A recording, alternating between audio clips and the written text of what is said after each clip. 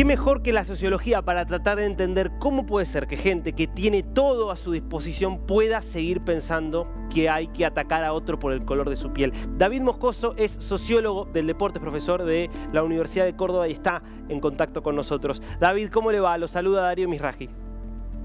Hola, muy buenas. Un placer compartir este momento con ustedes, a pesar de que se trata de un acontecimiento muy desagradable, ¿no?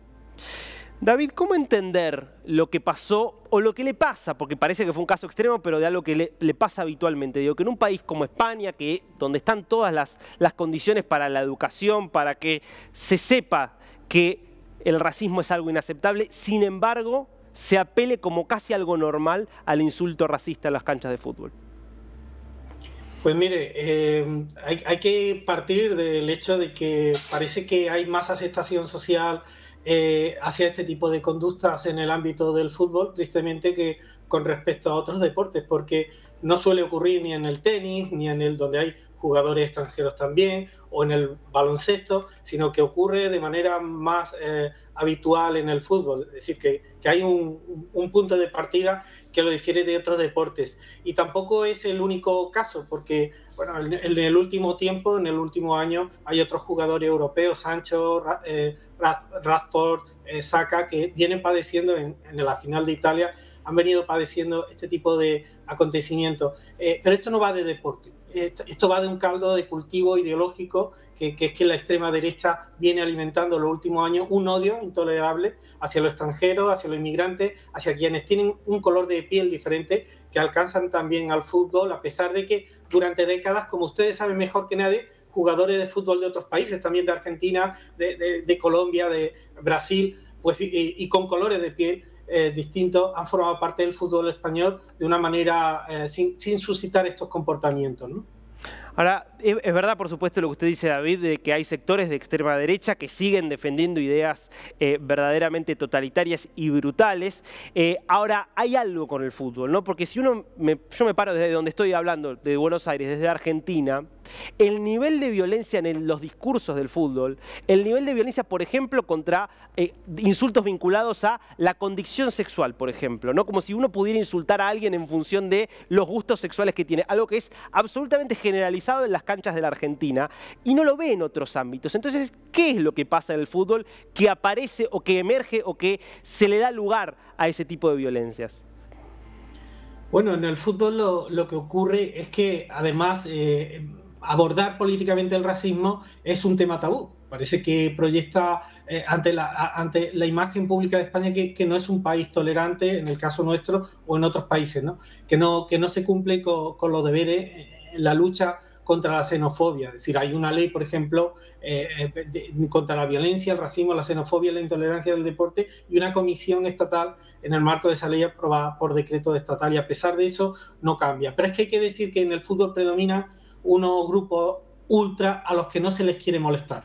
No se quiere litigar con ellos. En el fútbol parece que se traspasan los límites de las normas de convivencia social y los derechos, y las propias autoridades deportivas actúan de forma laxa. No hay, medidas ejemplarizantes, tajantes, que, bueno, pues que acaben con esta situación. Es decir, no es solo el comportamiento de unos determinados grupos sociales que encuentran en el fútbol la manera de proyectar pues su frustración, su malestar o su ideología, sino que las autoridades no hacen nada lo suficientemente tajante como para poner fin a esos comportamientos, ¿no? Y esto, no olvidemos que, lo decía antes Angelotti, pues que genera una enorme presión que recae en los deportistas que tienen que sufrirlo, ¿no? Presión que, por cierto, no es casual ni fortuita, sino que a veces está organizada contra quienes mejor juegan. Porque no perdamos de vista que esa presión no siempre recae en quien tiene menos peso en las plantillas, recae en quienes tienen mayor trascendencia en los resultados de los partidos. Ahora, David, ¿puede pasar también por el fenómeno de masa que dentro de una cancha de fútbol alguien que no necesariamente tenga ideas racistas empieza a cantar insultos racistas contra alguien porque tiene a uno al lado que empezó antes? Se puede dejar llevar por comportamientos que están motivados por personas individuales, pero no es fácil del todo. No es fácil porque, en general, la gente tiene una idea clara de relación con los demás y tiene unos valores pacíficos hacia los demás, pues no tienen por qué caer en una dinámica movida por personas intencionadamente.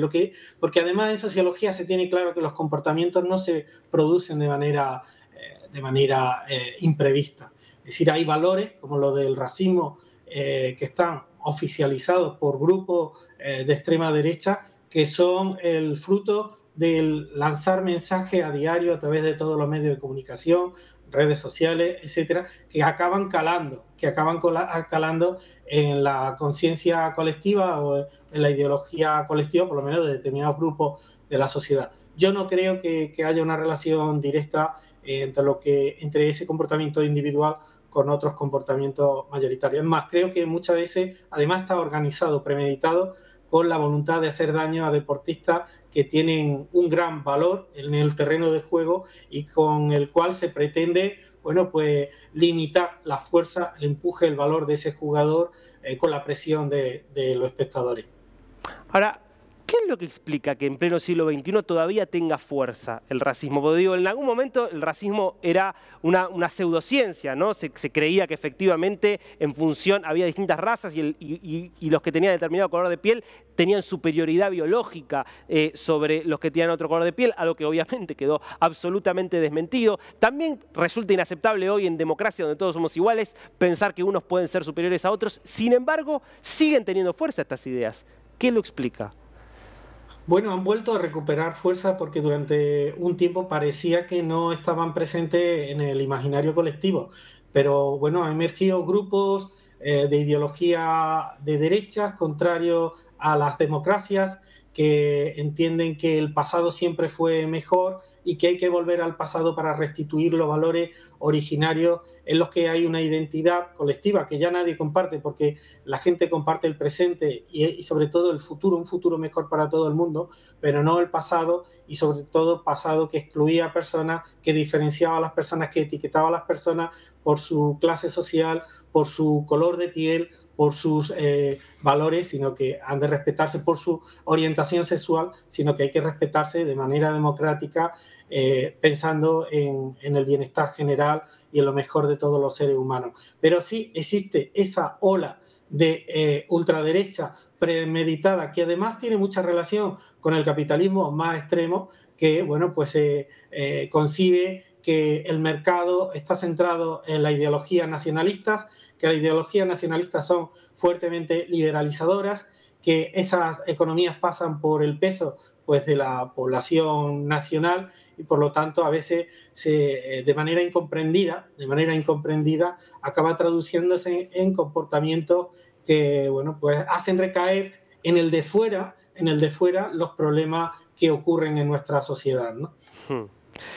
David Moscoso, muchísimas gracias por ayudarnos a entender este tema tan tremendo, pero que sigue teniendo vigencia. Pues nada, es un placer y espero que en otra ocasión podamos hablar de cosas que esto sea pasado y no presente y futuro. Esperemos que así sea. Gracias, David.